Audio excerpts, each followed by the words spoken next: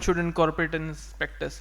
So now I would be requesting Dr. Karthikeyan to basically talk about medico-legal aspects. So as sir said, some people would come to the court. So what are the things which you should basically do when you are seeing the patients, and sometimes the high-risk patients, and if you think that these patients are going to go to the court, what are the various steps you should see?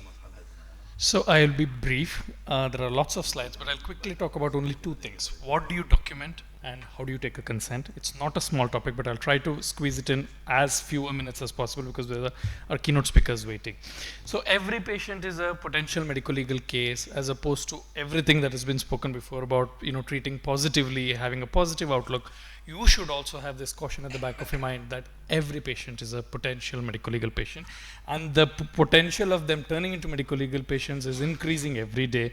There's only one thing that will help you, that can help you if and when the case turns medical legal, is documentation. There's only one more thing that can help you more than documentation, that is more documentation. Not documented, not done. You may have measured blood pressure 100 times before taking the patient up for surgery. If the patient ends up having an expulsive, there is no record of normal BP in your preoperative records. The board is going to open the case and shut the case because there's no excuse for not documenting.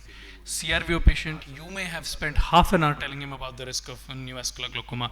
If you have not written that he needs to come back to you regularly for the next 3 months, 6 months, whatever is your protocol, and the patient ends up with a neovascular glaucoma, there is no excuse. I will skip all of this. So medical records are important, EMR is important. More than any of these points, it's right now it is to protect the hospital and the treating physician. I'm going to skip all of this. So when you document, make sure all of this is important.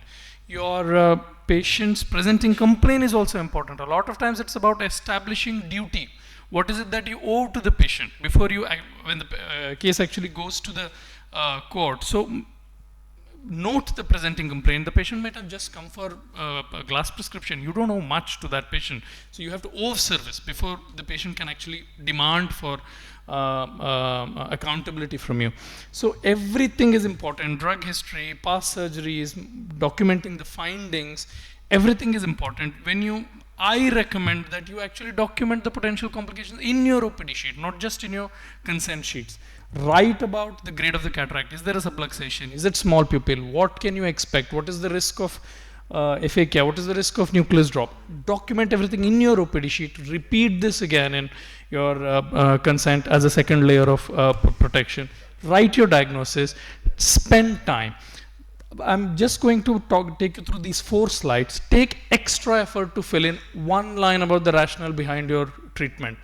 If the patient is 6'6", N6, if you're choosing to not treat, write why you're choosing to not treat. Patient is 6'6", N6, you're choosing to treat, write your rationale behind treat. The court will not question you for over-treating or under-treating. We all have different judgments. We all come from different backgrounds and training. As long as you're able to reasonably justify your need for treatment, it is done. The last line here is actually from Kamal sir. Whenever you're advising a refractive surgery, write that you're advising it to meet patient's requirement for reduced spectacle dependence. Take an effort to document alternatives that you've discussed and the risks and benefits of alternatives. You want to do a cataract surgery? Yes, advise it. Alternative is you wear glasses or you don't do surgery. Risks and benefits of both the procedures. Explain natural course of the illness. A lot of times patients will not trouble you if you have already told them there is vitreomacular traction, you are doing a cataract surgery. The patient may end up with macular hole not because of the cataract surgery, because the patient has vitreomacular traction. If you have told them there is a certain number of patients who end up with macular hole, the patient will not trouble you. Document everything, including telephonic conversations. You may have actually given some advice on the phone. Although you don't have duty for telephonic conversations, there's no harm in documenting, will make your life easier.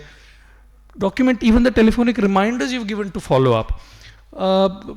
Write it in your case records that you've discussed these things with the patient in the presence of the family relative. Sometimes people put relatives on phone. Document that. Discussed in the presence of this person on the phone, who's also a medical doctor. List the major and likely complications in the OPD sheets. I'll quickly go to the consent form. you know, when I was working in the UK, we used to read out the consent for cataract surgery. The first line in the complication is 1 in 1,000 risk of losing sight because of endophthalmitis detachment. The number was 1 in 1,000. If you tell this to our patients, a lot of them may actually not end up consenting for surgery. So you use your nuance. There should be a balance in what you're telling, but at the same time, do not trivialize surgery. Do not overpromise. My standard line is there risks with the surgery? Absolutely. You take a paracetamol for your fever, there is 1 in a 10 lakh risk that you may end up with fulminant hepatic failure, needing a liver transplant. So there's nothing without risk. Traveling in a bus, risk. Traveling in a plane, risk. Sitting under a ceiling fan, risk. There is risk with everything. Document your risks. If there are any special unusual risks, document, discuss them with patients. Also document the complications and communicate the complications. This is where a lot of patients are unhappy, and unhappy patients are the ones who take you to the court. A lot of them say that this was not mentioned to me. The surgery has gone wrong, but it was not. We were just patched up and we were called for a review tomorrow. We were not told the IOL was not put. We were not told a part of the cataract is still in the eye, in the vitreous cavity. We were not told a second surgery will be needed. Prime the patient soon after the surgery.